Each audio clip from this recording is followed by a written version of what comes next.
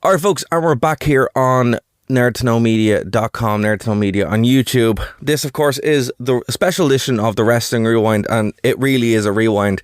Turns out it's Austin 316 Day, or Stone Cold Steve Austin Day, the day before St. Patrick's Day. I've actually managed to find the old content, like the old archive from the WVI desk, which includes an interview from 2014, late 2014, around September. And it's an interview with the Texas Rattlesnake, Stone Cold Steve Austin, talking about a few things that were going on at the time, but then we also jump back, talk about some of his biggest feuds. It's one of my favourite interviews I've ever done. Some more interviews that I'm going to be dropping on this channel because I've managed to actually find the archive after all these years. So if this is your first time checking out the channel, please do like, share, subscribe. That'll help us a lot. Leave your comments below. What do you think of the interview and what do you wish I covered? But please do enjoy this interview with the Rattlesnake, Stone Cold Steve Austin. Thank you for taking time to talk with me. I really, really appreciate it. Oh, I appreciate you helping us talk about Redneck Island. I'm looking forward to coming over to the UK. No, definitely. It's going to be pretty cool. Let's talk about Redneck Island. It's a unique program and it's starting on True TV. So what made you want to get involved with it? I'll tell you what, that's a good question. I was actually down at my ranch in South Texas and my phone rang. And it was the people from Country Music Television asked if I wanted to host Redneck Island. And they told me what it was about. And basically, I was going to bring a group of competitors from the southern states, divide them up into two teams and put them through challenges each and every week. And the losing team would come to my place, and they would vote one of their own off the island. And we would continue this process of elimination until we get down to three competitors. And then the last three competitors would kind of go through a mega challenge and finally determine the winner. And the winner would win $100,000 and be the king or queen of Redneck Island. And it was very intriguing to me, and it sounded like a lot of fun. I really enjoyed my first endeavor into reality television through the first one I hosted, which was Tough Enough with WWE. And when we made the business part of it line up, and we started going down to Mexico, and we filmed 3 seasons of it. And it's just a very fun show with real people from the South who are quite the characters themselves, and the challenges are more in the vein of their athletic contests, but it requires a little bit of brain work too. So I like to look at it as kind of, as we would say here in the United States, kind of a countrified Olympics in the vein of challenges, and a ton of fun. That's why I wanted to do it. Okay. What can fans expect? You mentioned Tough Enough. Is it go shot the similar kind of way? Is it more like Survivor? No, well, I mean, I think there's an element of Survivor with respect to the voting process. When they vote one of their own, the losing team comes to my place and they must send one of their members home. Right. So that facilitates the process of elimination. But the challenges are kind of wacky and off the wall, and some of them involve, water and these big airbags and people jumping off something to shoot another person into the air. And some of these people are going 25, 30 feet in the air to try to come down inside a target in the water. It's stuff like that, which almost reminds me a little bit of Wipeout, but it's not like Wipeout. It's kind of unlike anything you guys have on television over there. I think you're going to enjoy the show. It's pretty easy and simple to figure out. Just tune into the first episode on August 4th and you'll get it. Well, it sounds like a mix between Fear Factor and like all this kind of crazy stuff. So it's very, very interesting. But like, this isn't your first time in reality TV, as you said yourself. Is it kind of strange to go back into that world? No, I love the reality television space. Now that I'm out of the business of professional wrestling, I started doing some acting and stuff. And because, I didn't want to go back to driving a forklift like I was doing before I got into the business of professional wrestling. Right. And I started doing some movies out here, and then had my first opportunity at reality television with Tough Enough, and then found Redneck Island. Currently, I'm filming, currently over here in the States, my new reality television show is about to break on July 6th. It just works for me. Anytime you sign on to a reality project, for the most part, the stuff I've been involved in takes about 1 month to shoot. So you go out, you work for 1 month, and you go on to the next project. That works for my mentality. I like to go in, accomplish a task, get it done, and go on to the next one. It's very fun. I remember bullet points, but most of the stuff that comes out of my mouth is what happens in my brain. It is reality television. The situations, the circumstances are real. I respond accordingly, and it's very fun. And it's a very good day at the office when you can go do a job, get paid to do it, and have fun while you're doing it. And that's what reality television is for me. And this show is fun, and I think that's why you guys will enjoy it over there. Awesome. So you said it's launching in August 4th. August 4th. Okay. And the new True TV channel as well, it's coming over here in the UK, and it's kind of building up a whole big lineup there. What's the reaction been like over in the States? Has it aired over there yet, or is it going to air at the same time here in the UK as well? Redneck Island? Oh, all 3 seasons. We've done 3 seasons of Redneck Island. I'm waiting to hear word if we're going to do season 4. But 3 seasons of Redneck Island have already aired over here, and I'm very excited that finally you guys are getting it over there. I do a podcast twice a week over here in the States called The Steve Austin Show. A big part of my listenership comes from the UK. I have a tremendous fan base over there from my wrestling days, and I truly appreciate how much my fans have supported me over there. They have been asking me on my Twitter account, Steve Austin BSR, when are we going to get Redneck Island? So finally you guys are going to get it, and it's just a hell of a damn show. Awesome. Okay, well, let's move away a little bit and talk about your acting, because you've been very, very busy since you've actually left the ring. You know, you started off doing stuff with Celebrity Deathmatch, and then you moved on to like movies like The Condemned and stuff like that. What's it like acting compared to wrestling? Well, acting's it's a whole different ball game. There's just so much memorization. You know, wrestling was kind of on the fly. I might know bullet points if I'm working an angle. Okay, let's go back to the Vince McMahon days. It's myself and Vince. I mean, we're just spinning off of each other, and it's kind of a free-for-all. We know where we're going. We're just playing off of each other, winding up the crowd and wanting to entice them into seeing what we're doing next and buy a ticket. You know, with the movies, it's much more structured. You know, you must kind of almost know your dialogue. It's carved in stone. Fight scenes are different than working in the ring. In the ring, it's almost like dancing. When you've done it for so long, that's almost what it is. You don't always know what's coming next. You can make that up on the fly. With the fight that happens on screen, everything must be absolutely technical, happen just like it was planned out, or someone will get hurt. I like the dynamics of the in-ring entertainment better than fighting on screen. I like the ad-lib ability that you had in the game of professional wrestling versus a memorized script. So 2 entirely different worlds. I don't think one really facilitates the other. They're just totally different animals. But the fact that I was a name in the business of professional wrestling did help facilitate getting into the movie business. And you've done some TV shows as well outside of reality television, like Celebrity Deathmatch, in more of a voiceover role. Do you ever want to do anything like that in the future? Say again?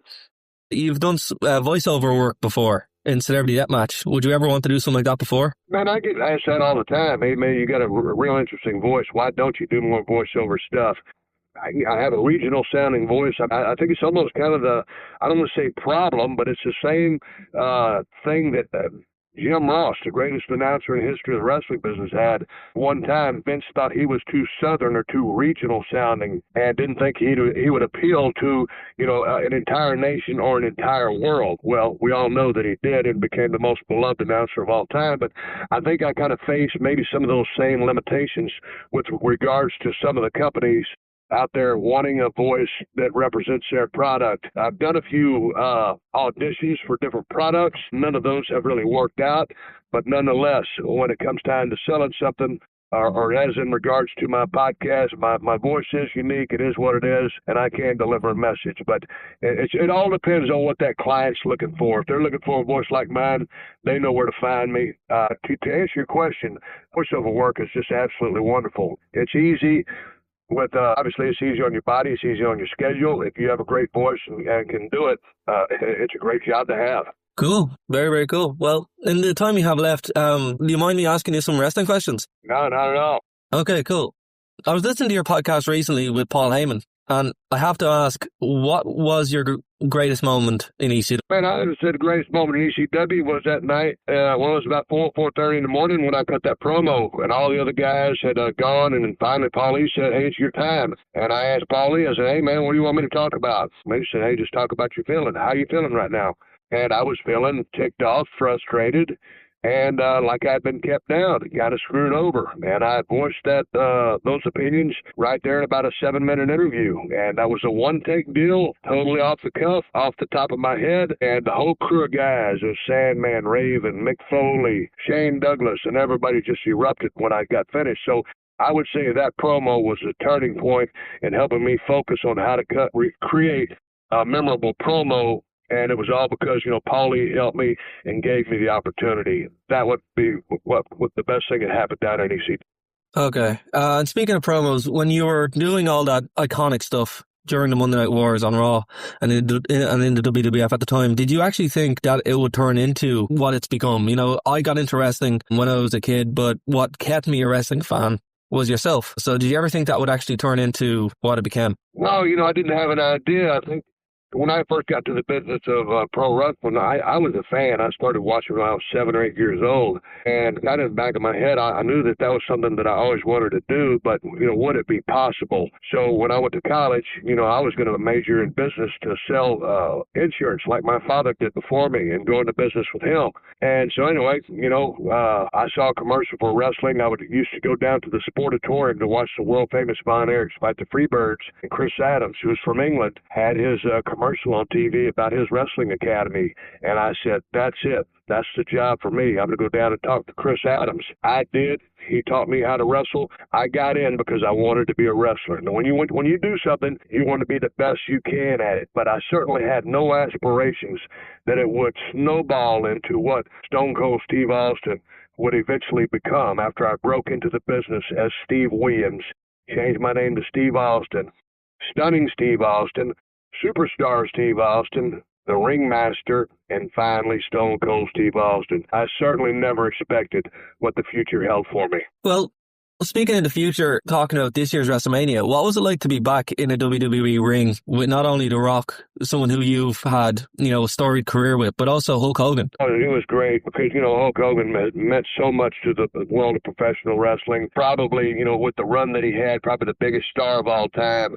And to look back, and we were at the Hall of Fame the night before, and they were, because Mr. T was going into the Hall of Fame that night, they showed a lot of stuff from WrestleMania 1, 2, and 3, and those guys running down the road and training for those matches. It was just the rock and wrestling connection happened, and they brought the music industry in and the whole spectacle. To be in the ring with those guys was very special. I think you probably had 3 of the biggest names in the history of the sport there together. And when I say that, don't get me wrong, I'm a fan of so many other guys too, but it was just electricity, and I wish we would have had a little bit more time to further entertain the crowd, but it was an absolute blast to be there in the Superdome. I love the state of Louisiana and the town of New Orleans. I love that food and that whole culture, so it was a blast. And I have to ask, now that I have you on the line, a man who you've had a bunch of wars with, particularly during the Attitude Era, The Undertaker, did you ever want to wrestle him at WrestleMania? And now that the streak's over, do you think Brock Lesnar was the right guy to do it? Man, it's hard to believe that I didn't wrestle Undertaker at WrestleMania. I wrestled him in some other high-profile matches, SummerSlams.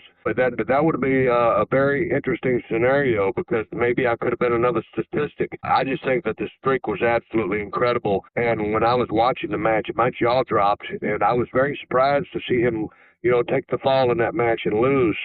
I wanted the streak to remain intact. I'm such a fan of The Undertaker. But, yeah, if someone's going to do it, I was okay with Brock Lesnar doing it because he's such a big, impressive beast.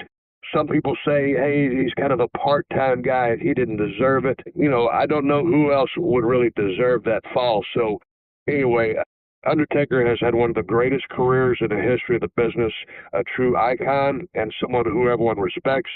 Brock Lesnar, who came into the business of professional wrestling, everyone knew would be a big star, got out, went to the UFC, become their biggest draw ever, and then comes back into pro wrestling. So I don't think there's anyone more fit to beat Undertaker than Brock Lesnar. Okay. And finally, you're working away on your podcast. I've recently got into it myself. What made you want to enter into that world? Just a way to, but the original reason really was to maintain contact with my fan base and entertain them. And it's kind of turned into what it's turned into. And I don't make this thing complex. It's simply entertainment for people to take them out of their world world and entertain them for about an hour, hour and a half, twice a week.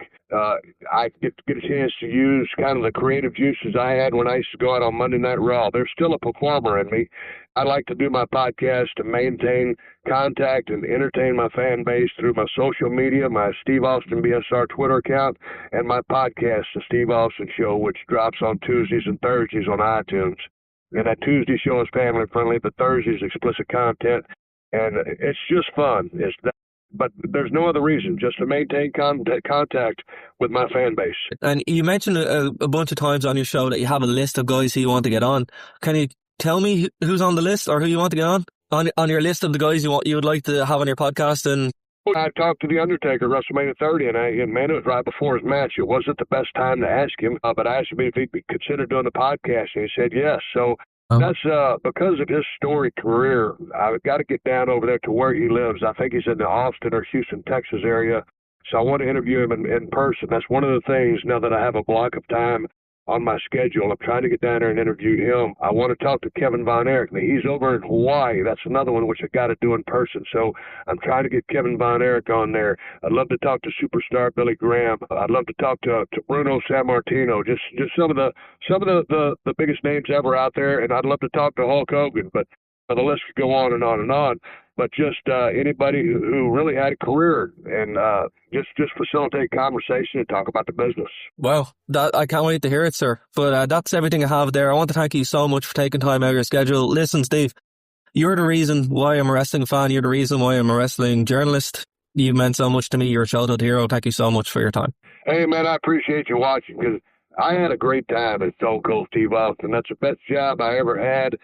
I don't miss it anymore. I just have a lot of fond memories. It was time for me to ride off in the sunset. I would have loved to get another 4 or 5 years out of my body, but I'm satisfied and truly happy to have the career that I had. And I never thought in a million years it would go as far as it did. Man, I really appreciate it when people like you, watch the business, and maybe it's because of me or whatever, but man, I just appreciate all the wrestling fans. So I appreciate it very much. No worries. Listen, best of luck with your podcast. Best of luck with the reality TV show. And again, thank you so much. Thank you, man. I appreciate it.